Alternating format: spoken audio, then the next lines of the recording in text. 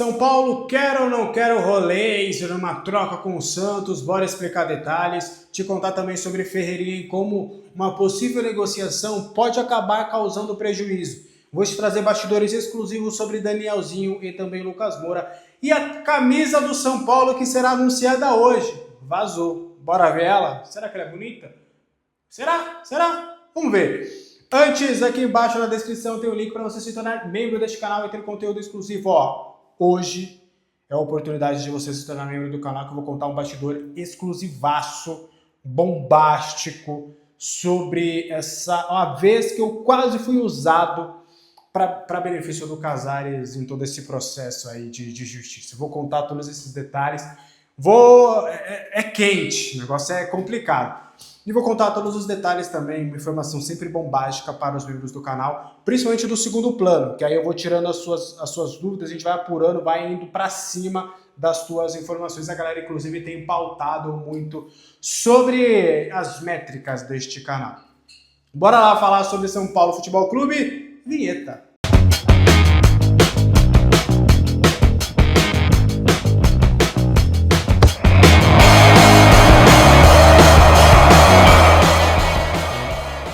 Giro de notícias do São Paulo Futebol Clube. Em caso de ida para a final do Paulistão, São Paulo pode acabar ficando sem o estádio do Morumbi.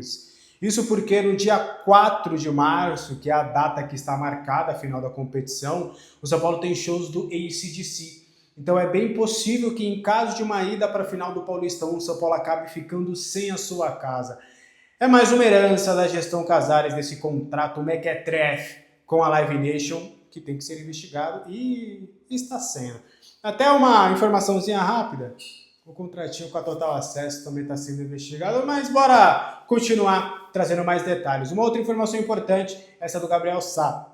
O São Paulo, através do Arrima Assis, tentou conversar com a Federação Paulista, junto à Ponte Preta, para mudar o jogo contra a Ponte Preta no domingo, no Moisés Lucarelli, para o Morumbi. A ideia era comprar esse mando de campo, fazer um acordo ali com a Ponte Preta, e a Ponte ficaria ali encarregada de ter a maior renda e tudo, mas a ideia seria levar esse jogo para o estádio do Morumbi. Mas a Federação Paulista acabou barrando por conta do seu estatuto.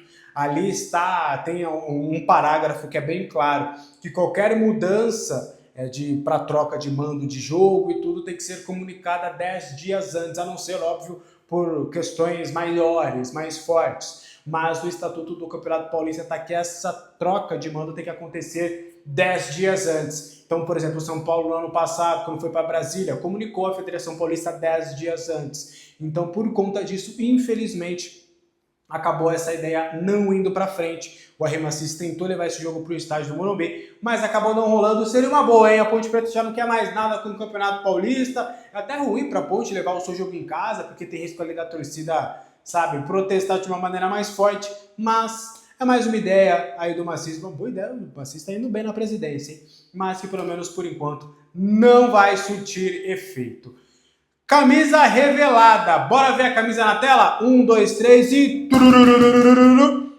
Camisa na tela para vocês. O que achamos da nova da nova camisa do São Paulo? Ela será anunciada nesta terça-feira em um evento da New Balance e já estará em campo contra o Grêmio no estádio do Morumbi na próxima quarta-feira. Eu confesso para vocês que eu ainda estou tentando entender. É óbvio que uma camisa do São Paulo ela nunca é feia, pelo contrário, é sempre linda.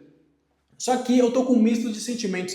Tem hora que eu olho pra ela e falo, caramba, impecável, lindíssima.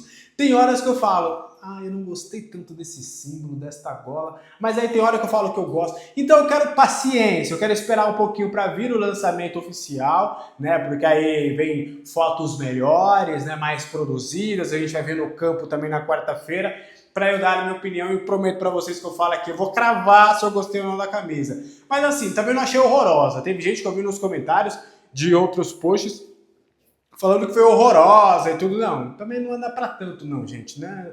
Vamos com calma também. O pessoal esquece da camisa amarela de 16, de outras camisas dela, aquela de 2013, aquela toda vermelha. Não, eu não achei tão ruim assim não, tá? Acho que ou é bonita ou não é, ou é linda, na minha visão, tá? Mas... enfim, quero saber de vocês nos comentários o que você achou aí dessa nova camisa do São Paulo Futebol Clube. Pra gente fechar só, a arbitragem definida para quarta-feira, tá? O senhor Sávio Pereira Sampaio, o irmão do Wilton Pereira Sampaio, será o responsável por ser o homem do apito em São Paulo e Grêmio. Vamos torcer para que ele faça aí, de fato, uma boa arbitragem. Fechou? Bora para as informações do vídeo de hoje. Danielzinho tem sido uma das principais lideranças dentro do São Paulo nos últimos jogos. A gente já trouxe uma informação sobre a sua liderança, mas a gente vai avançar um pouquinho mais nessa apuração. O Danielzinho, ele tem conseguido ali internamente ser muito respeitado pelos atletas. Ele tem tido uma voz ativa muito grande, não só em dias de jogos, mas também em dias de treinamento. Rapidamente ali, a diretoria e agora o Rafinha também viu que ele de fato rapidamente se tornou uma das lideranças dentro do grupo. E há também como eu posso dizer, uma ideia de que a contratação do Danielzinho tem que ser um exemplo a ser seguido no mercado. O São Paulo tem dificuldades de competir com outros clubes, só que o Danielzinho a todo momento entendeu a parada, entendeu o projeto do São Paulo e veio para conquistar no São Paulo, para buscar o seu lugar como um atleta profissional dentro do São Paulo. Então essa atitude do Danielzinho e como ele tem mostrado isso no dia a dia tem sido muito impactante, tem sido muito importante. O Danielzinho, por exemplo, ele tem sido parceiro até dos atletas. O Jorge, que acabou de subir, teve a batuta do Danielzinho. O Danielzinho chamou o moleque pra cá, falou, pô, vem aqui, ó, aqui é o clube, tal, dessa forma. Pô, a gente tá aqui pra te ajudar, a gente tá aqui, mesmo sendo um cara da posição. Então o Danielzinho, rapidamente, até por ser um jogador experiente, já de 32 anos, e ter já esse espírito de liderança em outros clubes, agora que eu notei que eu tô sem óculos, né? Mas tá bom, é tudo de lente, mas tá tudo certo. Mas o Danielzinho é um jogador que realmente tem sido muito bem visto internamente. Eu até perguntando ali, né? Porque eu sou provocador às vezes. E uma das fontes com que eu converso no São Paulo me confirmou, eu perguntei, pô, a gente pode cravar que o Danielzinho é a melhor contratação da temporada do futebol brasileiro? Esse cara falou, tem gente gastando demais, a gente não gastou nada com o Danielzinho e tem sido assim uma peça importante. Ó, falar para vocês, eu não vou revelar o salário do Danielzinho, mas eu já revelei para os membros do canal em outro momento. Cara, o Danielzinho é barato demais. É incrível como ele tem rapidamente, foi um achado mesmo, rapidamente se entrosou com os colegas, tem sido voz ativa, tem sido um cara de liderança, tem falado internamente para os jogadores, cara, não vamos esquecer esse momento político, vamos focar no dia a dia, o São Paulo a gente precisa trabalhar, o São Paulo a gente vai conquistar as coisas trabalhando. A única forma da gente responder é trabalhando, é no dia a dia, buscando espaço, é dentro do campo. Então é um cara que tem conseguido, de fato, se tornar uma peça importante no São Paulo e no dia a dia.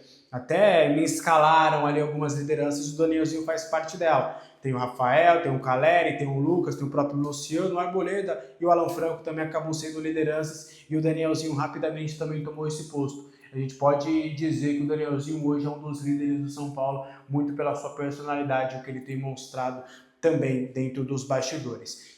Para mim, a melhor contratação da temporada é o Danielzinho, para você. Quero saber a sua opinião nos comentários. Mais bastidores sobre o Lucas Moura.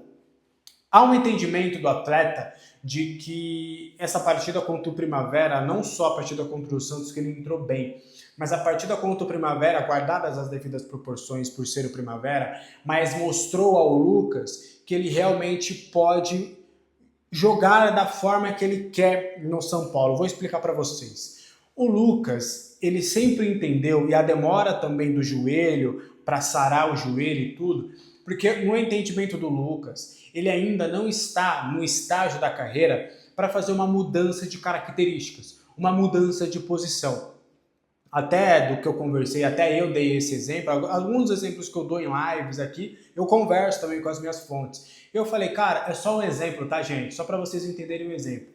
Pô, o Neymar, por exemplo, ele era um ponta e aos poucos, por sempre estar tomando porrada, ele foi virando um camisa 10, né? Ele foi virando mais um articulador, o cara de organizar a jogada a tamanho é o talento dele. Será que não vale o Lucas também repensar de ser um ponta direita, driblador que passa ali o campo todo driblando, de ser, quem sabe, um segundo atacante, de ser um jogador mais da linha de frente do que precisar pegar a bola lá de trás? E há um entendimento do Lucas que ainda não é o momento para isso. que fatalmente, né, daqui a uns anos isso pode acabar acontecendo, essa adaptação de posição em alguma outra forma, até segundo atacante, até quem sabe virar um centroavante ou um 10, enfim, o Lucas que vai decidir isso para a carreira dele.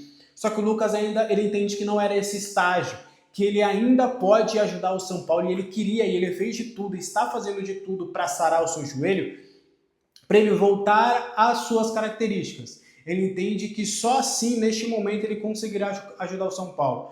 Que é da forma que ele fez contra o Primavera, quer buscar o jogo, quer quebrar a linha, quer dar essas arrancadas. Ele entende muito que ainda é capaz de fazer esse tipo de jogo. Então, até por conta disso, não houve essa adaptação do Lucas na temporada passada para ele tentar só jogar. Por isso que a todo custo foi, eu preciso do meu joelho inteiro. Porque até do que foi me dito, dava para o Lucas ter jogado com as dores no joelho. Se enfaixava, fazia ali, tomava uma infiltração e ele iria para o jogo.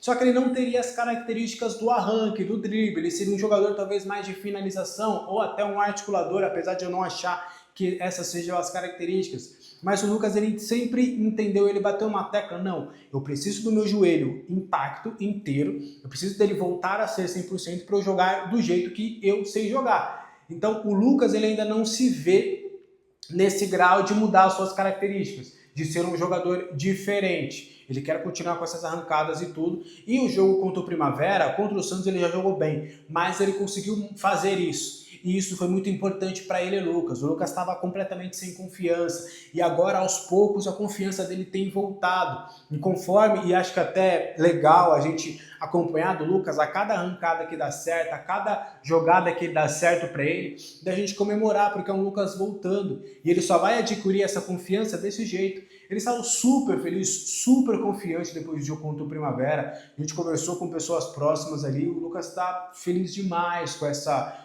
De ele ter visto na prática e ter jogado um jogo praticamente inteiro com as suas características, do jeito que ele acha que ele tem que jogar para ajudar o São Paulo. Hoje o Lucas, ele não quer mudar o seu estilo de jogo porque ele entende que não vai conseguir ajudar o São Paulo.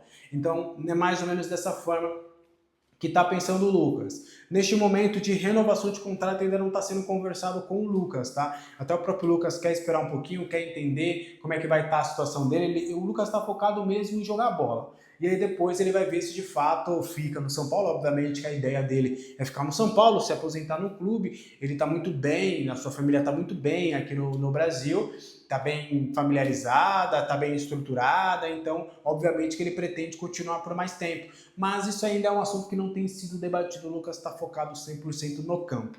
Até acredito, tá, inicialmente que contra o Grêmio ele deve voltar para o banco. E aí não sei o que vocês acham disso, acho que era melhor ele continuar para pegar essa toada, ou de fato vamos esperar um pouquinho e deixe ele no banco de reservas. Acredito que devemos ter um time em campo, um time bem próximo do que foi contra o Flamengo e contra o Santos, né, no Morumbi. Não, contra o Santos foi o Tapia que começou. Devemos ter um time bem próximo daquele que venceu o Flamengo, com os 3 zagueiros, os 2 alas, o Mike voltando, o Enzo Dias, os 3 volantes, Luciano e Caleri na frente. Eu acho que devemos ir com esse time para partida de quarta-feira, mas o Lucas deve ser uma boa opção aí para segundo tempo. O que você acha disso tudo? Quero saber a opinião de vocês nos comentários. Agora, vocês ficaram aqui no vídeo, né, até o final, bora trazer sobre Rolais e sobre Ferreirinha só antes. Aqui embaixo na descrição tem o link da Mandaká, parceira do nosso canal. Cupom Alexandre para você ter R$40 de desconto nas delícias das marmitas da Mandaká que estão aparecendo aí na tela para você. Você vai gostar demais, vem na minha. Você sabe que eu gosto de comer bem, eu gosto de me alimentar legal no dia a dia, então é super prático, é super delicioso. Vocês vão gostar demais. Olha aí o link e compre na Mandaká, chega para você no mesmo dia, tá? Se você fazer o pedido até 5h30, aceita VA, VR e tudo mais, tá aí embaixo na descrição. Fechou?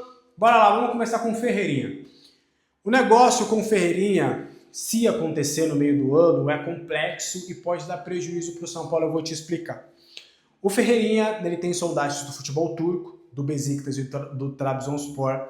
É óbvio, né, que essas duas equipes estão projetando uma contratação pro meio do ano, já começam ali algumas sinalizações visando a temporada, a janela do meio do ano lá na Europa, e o Besiktas e o Trabzonspor são essas duas equipes que têm conversado com o staff do jogador, e ele é agenciado pelo Júnior Pedroso lá da 4com. Só que é importante trazer que esse negócio, se acontecer por 6 milhões de euros, o São Paulo não teria direito a esses 6 milhões de euros, porque o São Paulo ele compra o Ferreirinha do Grêmio. O Grêmio tinha 35% dos direitos do Ferreirinha, o São Paulo vai e compra esses 35% e aí entra num acordo com o Grêmio, até chegou a atrasar algumas parcelas, mas hoje, do que eu perguntei, o São Paulo está em dia com o Ferreirinha referente à situação do Grêmio. E aí o São Paulo compra mais 30% do atleta e também do staff do atleta, que tinham ali na época era o Pablo Bueno, que tinham ali algum percentual também do Ferreirinha. O Ferreirinha ele sempre foi um jogador que era muito dividido, ele sempre teve percentuais divididos ali por vários clubes. Tanto aqui o São Paulo compra 35% dele do Grêmio por 12 milhões de reais e os outros 10 milhões de reais compra do staff dele. Então fica ali uma compra de 22 milhões de reais por parte do São Paulo. O São Paulo pagou essa grana de 22 milhões de reais para comprar o Ferreirinha por esses 65%. Só que, se a gente for colocar no papel, se esses 6 milhões de euros forem por 100% dos direitos do Ferreirinha, o São Paulo ficaria só com 3,9 milhões de euros, o que daria hoje, na cotação atual, 21 milhões de reais. Então daria um pequeno prejuízo essa venda. Então aí o São Paulo, obviamente, vai analisar essa proposta, até do que eu conversei com algumas pessoas, eles estariam inclinados a aceitar uma oferta se chegar nesses moldes, porque o São Paulo precisa de vendas, precisa realmente fazer um bom negócio. O Ferreirinha já é um jogador de 28 anos, óbvio que o primeiro ponto tem que ter o lado do jogador, se ele vai topar ou não essa negociação com o futebol turco, e também do que eu tenho, Alexandre, de informação. É bem visto essa possibilidade dele atuar também no futebol europeu, atuar no futebol turco, é um mercado que é interessante para ele ter essa experiência, apesar dele ser muito São Paulo, ele está feliz dentro do clube, só que aí fica essa questão, vai valer a pena você vender o atleta, ter esse prejuízo, tamanha a contratação que você fez, e aí agora você assume o prejuízo e vende por menos? Será que vale a pena? Eu jogo para vocês aí nos comentários. Eu acho que o São Paulo poderia tentar barganhar nessa questão, né? Se for por 100% dos direitos, tentar e conversar com quem tem mais 35%. Pô, você abre mão um pouquinho ali, para eu ter um pouquinho mais, né? Talvez aí a gente venda por 6 milhões de euros, você deixa 4,5 milhões de euros comigo, 1,5 milhão de euros é seu. Tentar algum tipo de negócio, assim, algum tipo de trâmite para conseguir um percentual maior, até para você não ficar no prejuízo, porque eu acho que ficaria feio, né? Pô, você comprou o cara por 22 e agora está sendo por 21 e, pô, você teve até um ganho esportivo, porque o atleta jogou no seu clube por 2 anos, né? O Ferreirinha chega em janeiro de 24, né? Então o Ferreirinha está indo não, ele chegou no ano passado, né? Ele chegou em janeiro de 25, não foi em 24 não. Ou foi em 24? Eu tô perdendo a... Ah, não, foi em 24. O Zubeldia chega em 24, o Dorival...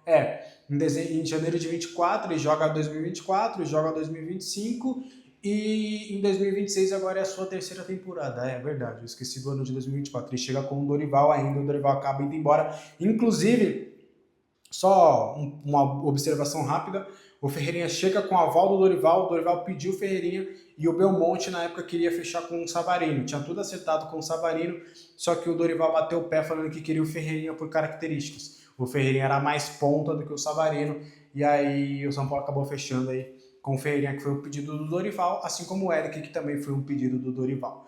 Mas aí, você venderia o Ferreirinha nessas condições? Seriam 6 milhões de euros, mas só 3,9 milhões de euros seria do São Paulo. Quero saber a opinião de vocês aqui nos comentários e para fechar. E essa história de Roleza no São Paulo, é verdade, não é? A gente vai explicar alguns detalhes para vocês.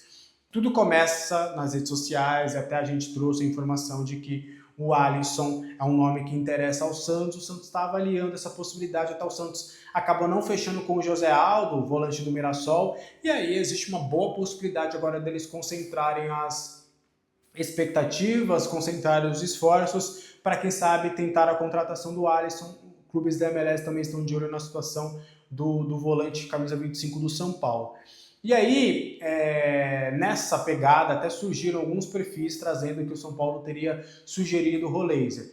Não é verdade, tá? O Santos fez um contato com o São Paulo demonstrando interesse no Alisson, mas não avançou em nenhuma questão. E o São Paulo se colocou à disposição para ouvir uma proposta do Santos, seja de compra, seja por empréstimo ou por troca de jogadores. Só que em nenhum momento foi falado o nome do Roleza.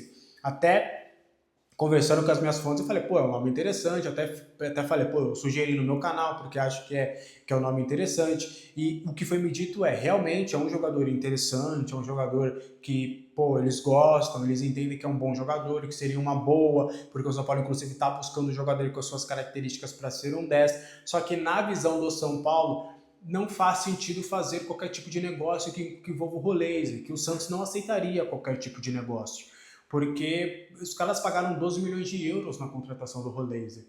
Então, para o São Paulo conseguir uma contratação dele, por empréstimo é bem difícil, porque pensa como o Santos. Por que eu vou emprestar um cara para você para reforçar um rival podendo dar certo, sendo que eu ainda posso testar ele aqui? Ou do lado do São Paulo, cara, a gente não tem, talvez hoje, um jogador para fazer essa troca. Eu até acho que teria negócio, tá? Você coloca ali Ferrarese, Pablo Maia e sei lá, mais umzinho, um Tolói, acho que daria jogo, acho que daria para fazer. Ainda bota um Cedric aí no bolo, acho que daria para fazer negócio. Mas é óbvio que é muito fácil eu falar aqui da minha casa, com a minha câmera, falar que é fácil fazer esse negócio. Na prática, seria muito difícil de fazer na visão com as pessoas que eu conversei do São Paulo. Então é um jogador que é interessante, que realmente São Paulo acha que seria uma boa, mas que não há nenhuma possibilidade, pelo menos nesse momento. Vamos ficar somente nessa fantasia, nessa conversa, na minha sugestão, inclusive, mas fato é que se você está vendo aí e você for impactado, porque os membros do canal me mandaram